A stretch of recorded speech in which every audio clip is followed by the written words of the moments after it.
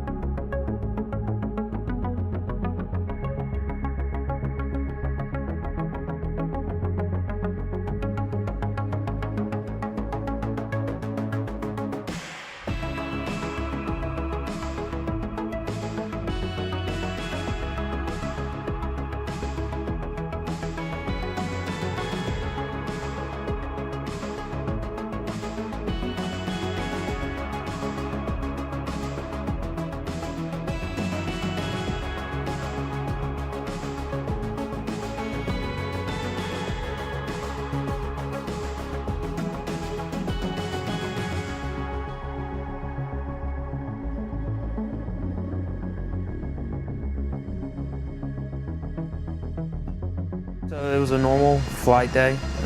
We were going out to repunch currency for landing at the ship in the evening. There was nothing crazy about it. I took off, and as I was climbing away from the deck, I put my gear up, realized I had a gear malfunction, so I immediately pulled the power back, slowed the aircraft down so I wouldn't overspeed the landing gear, and then went just above the ship at about 2,000 feet and started talking to Paddles, who's another jet pilot in the tower that controls us when we land. They're also up there if we have a problem. They have they're a book reader. They help us walk through the situation since we're a single piloted aircraft. For a while I flew by the ship, did an approach at 300 feet so he could see my landing gear and give me an idea of what was going on, and determined that my nose gear did not come back down. At this point it's time to figure out how do I get the jet back on the deck safely with only 3 landing gear. So eventually Major Murphy came over the radio and told me that the ship had this amazing invention that was like basically a stool that was built specifically for this reason.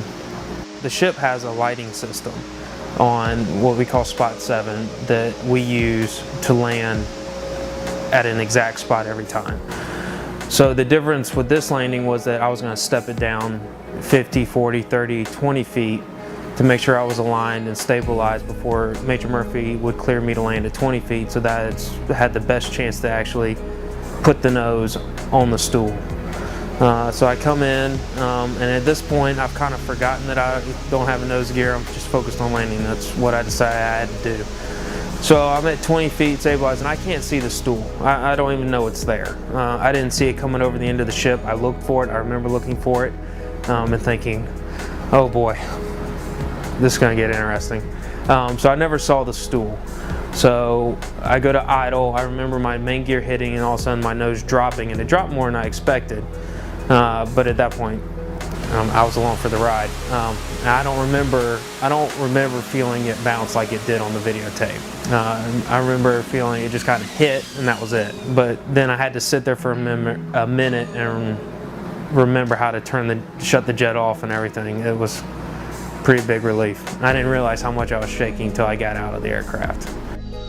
The most interesting part, looking back at the video and watching the video, was I didn't realize that nobody was on the flight deck when I came over to land in case something went wrong, went bad. That was neat, having everyone come out and congratulating me and stuff. It was a little overwhelming at first. For a moment I just wanted to catch my breath. We pride ourselves at landing on the ship perfectly like this, in the same spot every time, and doing the same thing over and over again. Here's a few more that didn't quite make the list. The missing left wheel and makes a safe landing. The plane handling crews take every precaution.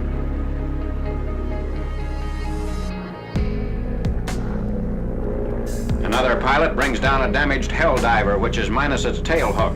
As the plane can't be stopped by the arresting gear, the pilot must rely on his brakes.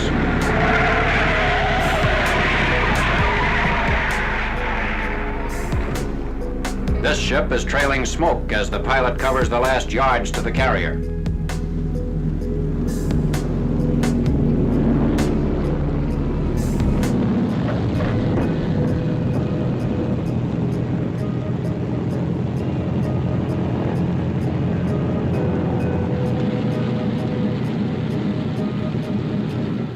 Losses of enemy aircraft in this engagement are reported to total more than 150.